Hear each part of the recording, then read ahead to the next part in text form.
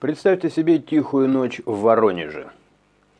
Офис Роскомнадзора, и напротив его входа висит повешенный. Повешенного изображает надувная кукла. Она болтается на веревке. На груди плакат: «Меня повесили за то, что не скачал мессенджер Макс». Рядом разбросанные листовки, заголовок жуткий: «Окончательное решение цифрового вопроса». В них прямо пишут: Роскомнадзор возрождает фашизм. Называют ведомство новым гестапо. И вот уже на следующий день за это хватают молодого парня, Никиту Корнийца, нацбола. Парня, который и раньше попадал в истории за свои акции. Это обычная история про протест или начало чего-то гораздо более мрачного. Давайте-ка попробуем разобраться. Почему сравнение цензоров с гестапо может стоить свободы? Никто на самом деле боится правды в цифровом мире.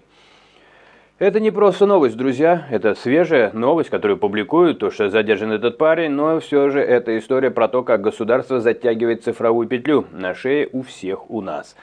Садитесь поудобнее и давайте будем разбираться. На самом деле, как мне кажется, будет довольно тревожно. Если мы смотрим не только назад в прошлое, да, но и вперед. 6 мая. Воронеж. Неизвестные, как говорят сами нацболы, проводят дерзкую акцию прямо у дверей Роскомнадзора. Надувная кукла качается на ветру. Листовки разлетаются по асфальту. В манифесте жесткие слова. Они пишут, что ведомство не использует свастику, но методы те же.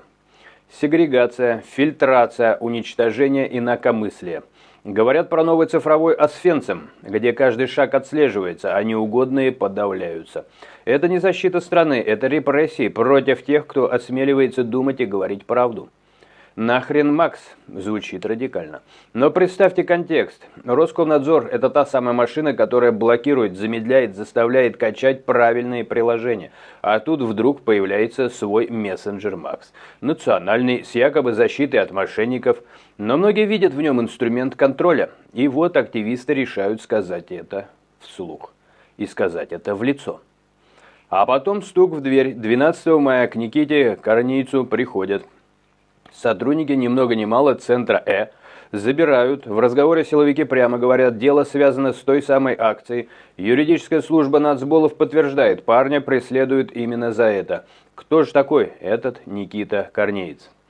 Это довольно-таки не случайный человек. Еще в 24 году, когда он был несовершеннолетним, его уже привлекали к ответственности. Тогда он вывесил баннер «Россия не кишлак». Долой нелегальный шлак. И опять листовки, опять агитация. Парень из тех, кто не молчит. Сторонник другой России, Эдуарда Лимонова. Движение, которое всегда шло против системы. Радикально, жестко, без компромиссов. Но давайте копнем поглубже. Почему именно сейчас такая реакция? Роскомнадзор не просто контора по блокировкам. Это целая цифровая крепость. Они решают, что вы увидите, что скачаете, с кем поговорите. А тут кто-то осмелился называть вещи своими именами. Сравнить с гестапо, с сегрегацией, с уничтожением свободы. Представьте, вы живете в стране, где за неправильный мессенджер могут начать давить, где национальный Макс продвигают сверху, а тех, кто отказывается, клеймят. Листовки нацболов бьют точно в цель. Они выводят новый Освенцим в цифровом пространстве. Страшно? Да. Потому что это не про один протест. Это про то, как медленно, шаг за шагом, свобода уходит в тень. А теперь самое любопытное. Никита не первый и, боюсь, не последний. Вспомним, как нацболы всегда были на острие. Партия Лимонова – это смесь ярости, национализма и левых идей. Они захватывали здания, устраивали провокации, шли против олигархов, власти. Их запрещали, сажали, но они не исчезли. Переформатировались в другую Россию и продолжают бить по самым больным точкам. Что произошло с Корнийцем после первого дела? Он продолжил. Не сломался, а теперь новая история. Силовики приходят домой и забирают его. И все это за листовку и куклу. В мире надувных танков, давайте еще об этом не будем забывать. Не за кровь, не за насилие, за слова, за сравнение. А что, если это не случайность?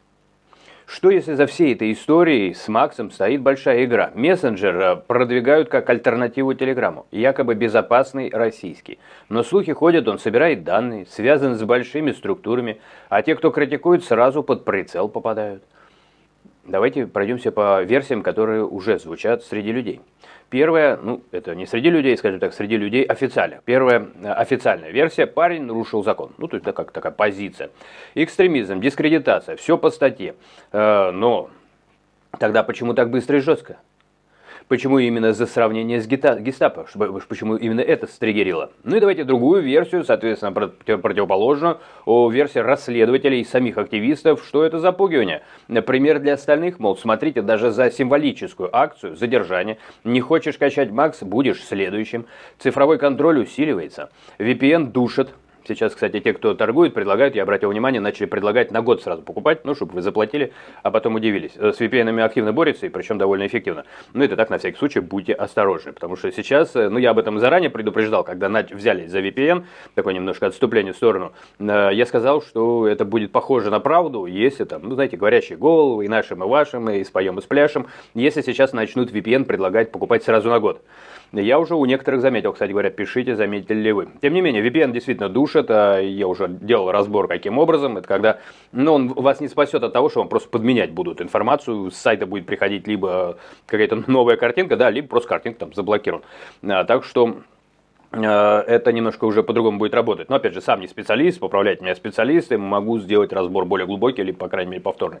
Тем не менее, VPN душит, сайты блокируют, а несогласных в отдел.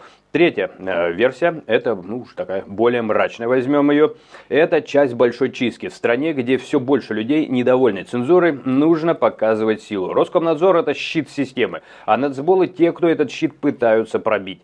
И вот один из них уже у них в руках. Что дальше? Новые обыски, может быть, новые дела.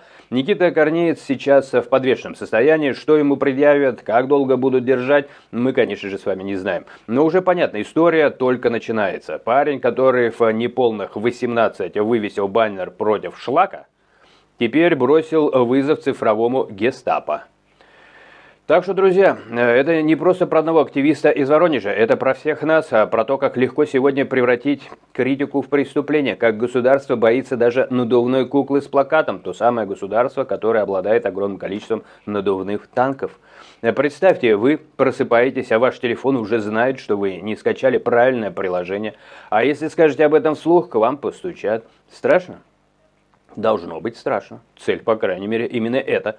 А потому что за этой историей не один Никита, за ней целая система, которая не терпит вопросов. Мы будем следить, естественно, со своей стороны за этим делом. Подключайтесь также, чтобы следить вместе. Для этого достаточно подписаться, написать свой комментарий, можно распространить это видео. Ну а что происходит с самими нацболами? Конечно же, это будет в новостях, потому что они достаточно радикально выступают. Я думаю, что еще придется нам пройтись по новым событиям. Хотелось бы, чтобы все-таки они добивались результата, чтобы люди получали больше свободы. В каком-то смысле хочется пожелать им успеха, по крайней мере, в этом направлении. Хочется напомнить очередной раз поговорку замечательную: добиться свободы законным методом может только в одном случае, если свобода уже закреплена в законе. Закреплена ли она сегодня в законе свобода? В законе, в котором уже появились белые списки. Что такое белый список? Это когда запрещено все, но разрешено только что-то. Это называется свобода. Просто откровенно запрещена. То есть в законе закреплен запрет свободы. Это данность. Подписывайтесь, короче говоря, ставьте лайк. Если хотите больше таких расследований, пишите в комментариях, что конкретно думаете и про Макс, и про Роскомнадзор. Старайтесь выбирать выражения, чтобы ваши комментарии автоматически YouTube просто не блокировал. Делитесь своими историями. Я очень много делаю своих рассмотрений, основываясь именно на комментариях. Сегодня, храни бог, интернет. То, что так пугает нынешнюю власть, действующую на территории Российской Федерации, там, где запрещают, пытаются отключать интернет. Ну вот этот самый интернет дает мне возможность использовать те или иные искусственный интеллект, который внедрен уже в массу различных площадок.